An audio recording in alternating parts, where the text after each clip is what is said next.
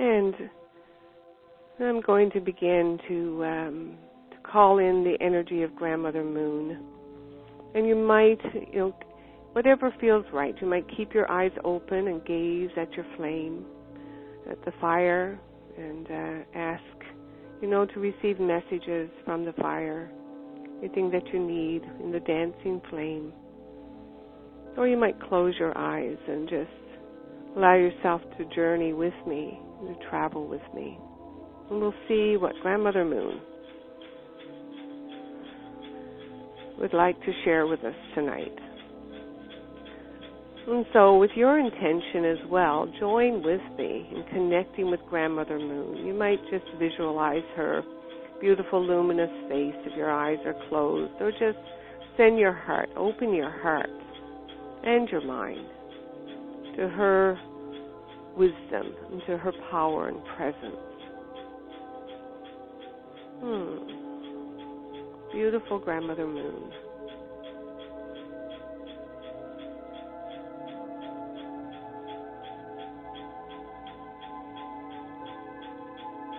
And so I'm hearing laughter. I'm hearing a deep, rumbling laughter, almost like a belly laugh from deep within the center of Grandmother Moon. And I'm feeling a little surprised, and she's registering that I never expected, that perhaps we never expected to hear Grandmother Moon laughing, especially not given the circumstances and the heaviness and everything that's been happening in the build-up to this full moon, this previous week. So I'm just asking, I'm just inquiring, what's this laughter about? What is it she wants us to know? And I'm hearing her words of, my dear children, oh, you just take all of this so seriously, all of this life. And she's just laughing even more. You have to learn to take life more lightly, not so seriously, my children, she says. All this drama and intrigue, she says, peals of laughter, deep belly laughs, big guffaws coming from Grandmother Moon. And she says, indeed, and she gets serious for a moment, and she says, indeed, there are things on this earth that are serious, and there's a lot of pain and suffering. She says, but learning to discriminate, the things that are deeply, truly serious, and those which, can cause, there are times, she says, when connecting with laughter and humor is the best medicine of all. Wherever you can, my children, find the ridiculous in the sublime.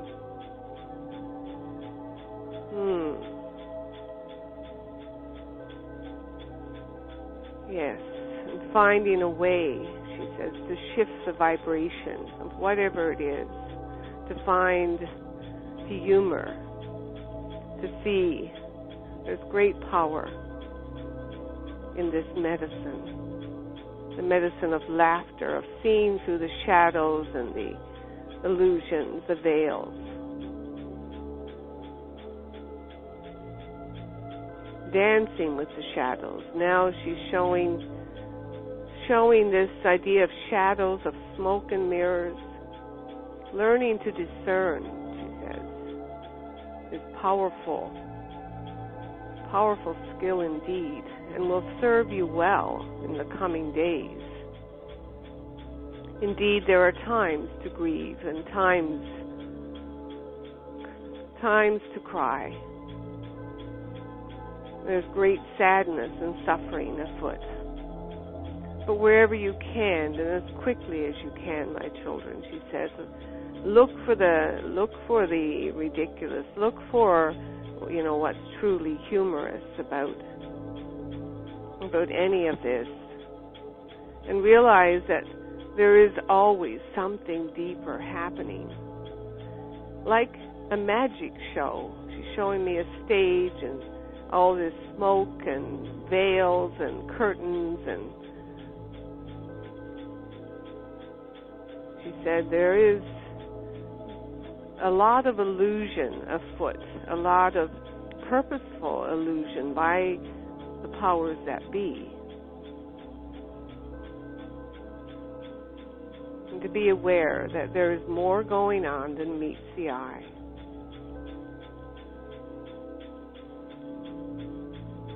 And now she's encouraging us to all step up on the stage. She said, realize that we're a part of what's happening, of all the drama and the intrigue and all the unfolding events on the earth. We are a part of it as well. And sometimes it's hard to know when hard to step back and just be an observer, because we are also participating. We are also acting on the stage. We are part of the performance, and we are part of the audience. And being able to make that switch, to be able to step off the stage and sit in the audience and look back at what's unfolding, is a very important skill to cultivate. To step back, to look at the bigger stage, at the bigger picture. This truly is ego medicine, discernment.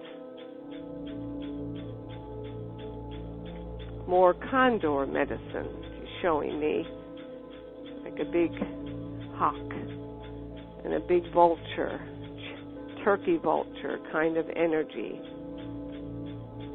Practicing discernment and seeing clearly.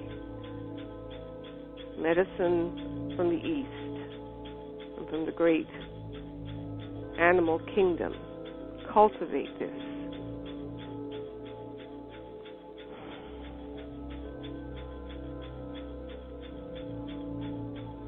And now I'm seeing on this stage that the curtain has been drawn. A big black curtain has been drawn.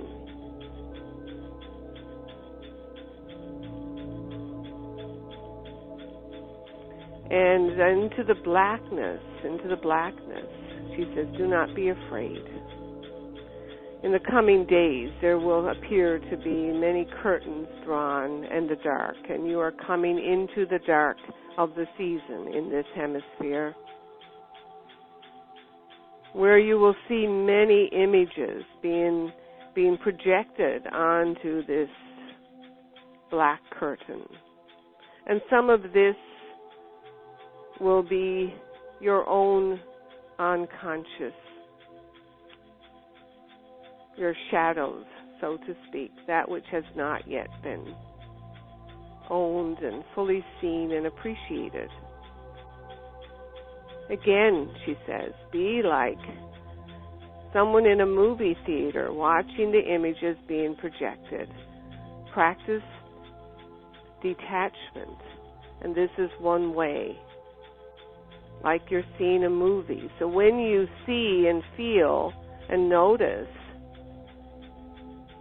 whatever is happening, when you get triggered, when you fall into fear, notice your thoughts, your emotions, your reactions, as if it were on a big screen.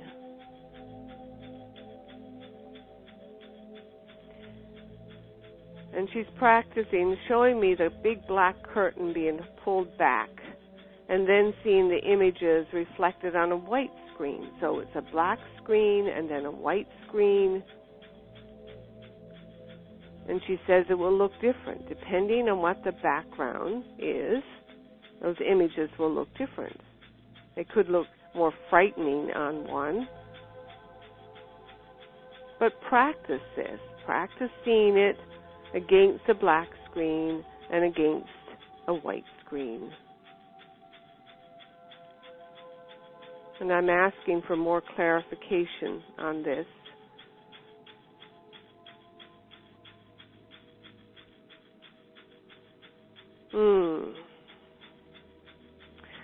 Okay, she's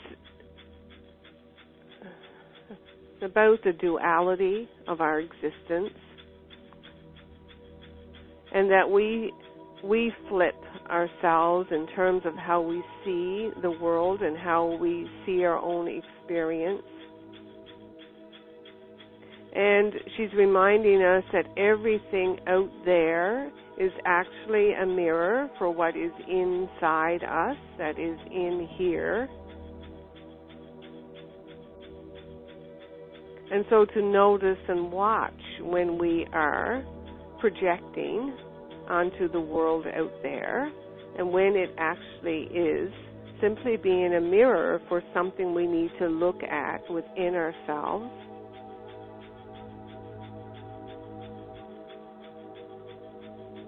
And as we can find these things within ourselves, that yes, that is part of who I am, or that is, I can find, as we find these things in ourselves, we will have less of a need to project out there, and we will feel more peace.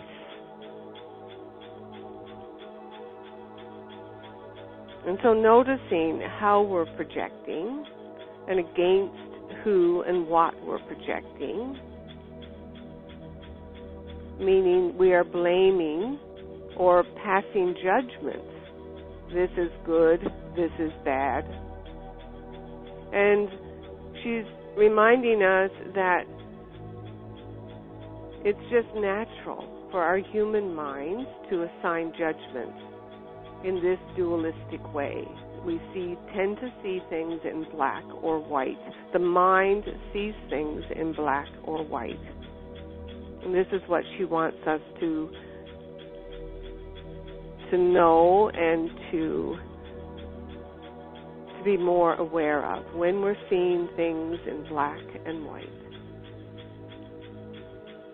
And remembering the wisdom that the truth is somewhere in between, and it's not black or white, it's black and white.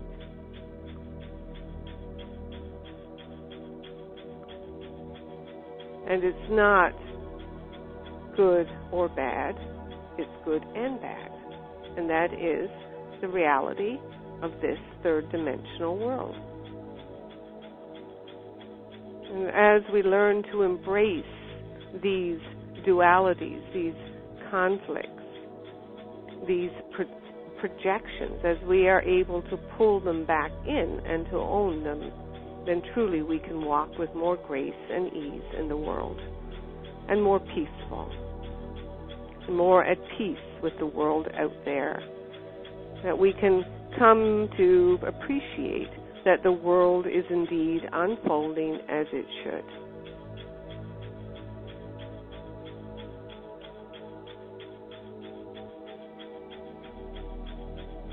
So be at peace, my sweet ones, she said. Cultivate peacefulness.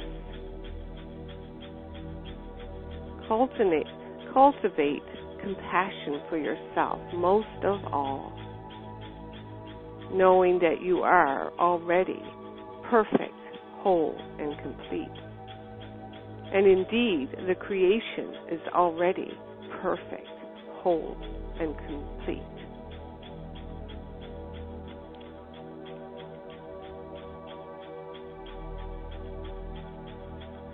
And so I'm sensing now that this is the end of her message, and sensing her withdrawing. So thanking her for this message, and just allowing this message and the energy of this message to just go deep, to settle within the layers and levels of our being, of our mind and our heart. And knowing in the coming days that the memory of this will come to us when we need it, reminding us of this wisdom from Grandmother Moon, who herself teaches us about the shadows and about the seasons and cycles of our life. And so thanking Grandmother Moon. And coming back into your body, just becoming aware of your breath, moving in and moving out. Under this Taurus full moon, becoming aware of the physical, the heaviness of our bodies. And saying thank you, appreciating the beauty of these bodies that allow us to experience so much, the richness of life and all its sensuous pleasures.